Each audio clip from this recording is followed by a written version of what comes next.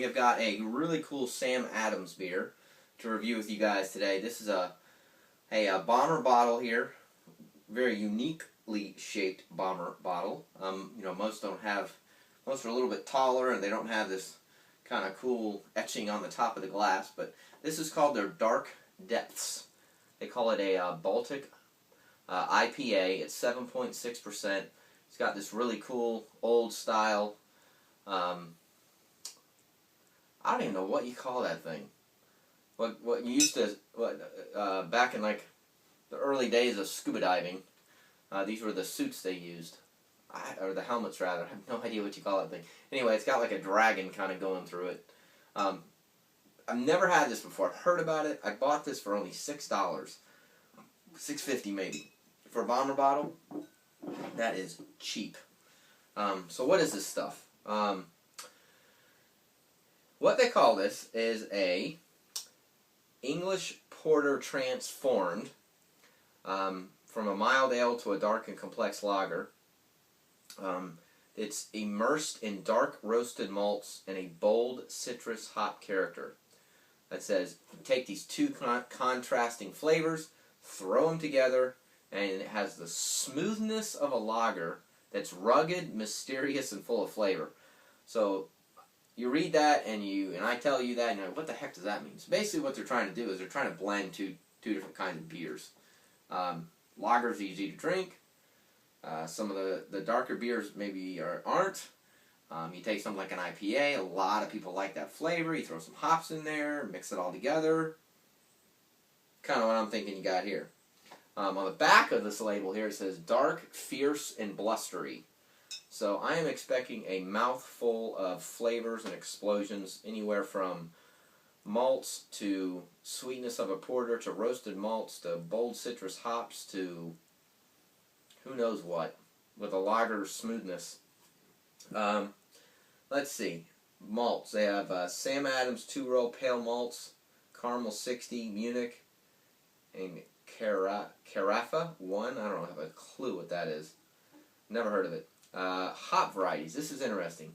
There's 1, 2, 3, 4, 5, 6 different hops are put into this beer. Topaz, never heard of it. East Kent Goldlings, Simcoe, which are very popular. Saz, which are popular. Zeus, I've heard of, not very popular. And the other one I don't even know how to pronounce. I think it's Autanum, or Autanum. I have no clue how to pronounce that. Never heard of it. So, I'm already confused and I haven't even opened the bottle yet. All I know is this thing is supposed to be crazy in terms of the mixture of flavors. So let's open it up and see what we got here. 7.6 ABVs, IBUs of 55, 254 calories are in that bottle. Sorry for the glass. I pulled it out of the freezer a couple minutes ago here and it's kind of cloudy. Still a little cold. So it's definitely got that black, or excuse me, that kind of portery color you would expect, not only in the beer but also in the head. I can already smell how sweet it is from here. Wow. It's very malty, as expected. It kind of has that porter smell to it. What I mean by that, it's got a little bit of a kind of a sweet background.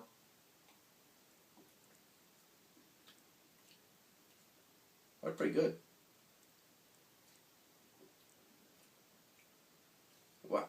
Okay, so I read this lengthy description because when I picked this bottle up and I read the back and I read the website, it's a confusing beer.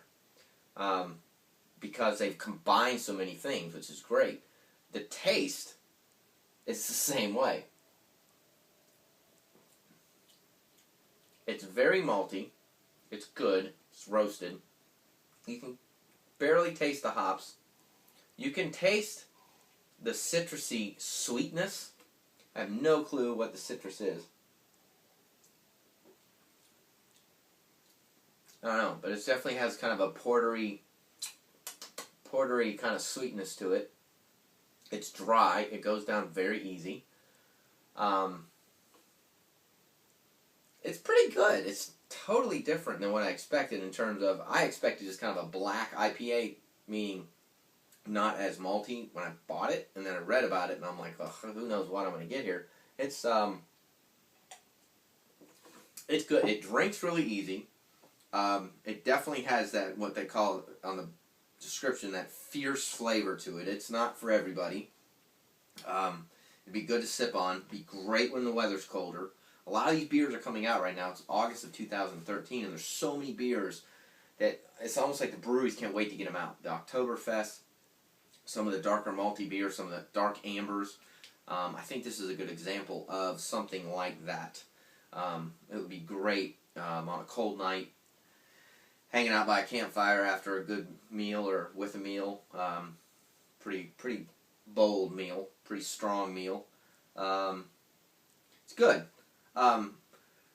What would I give this? I would probably give this about a 3.5. In most Sam Adams beers, I definitely grade higher. I like it. I would probably buy it again. It's just, for me personally, it's a little bit too much of stuff intertwined and mingled in together. If I want a dark beer like this, I want something, like a good stout, a really dry stout. 1050 is a good example, Oscar Brewing Company.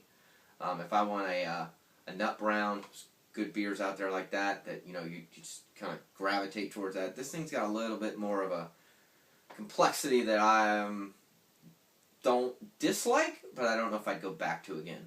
So, let me know what you think. I'm a little confused on this one. There's just got too much stuff going on. And I appreciate it when breweries do this. I love Sam Adams beers.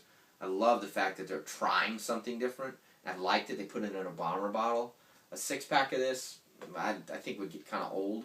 I like the fact that price points under $7 for a bomber. That's a bargain in my opinion. So let me know what you think. I'm a little stumped on this one, but it's definitely worth trying.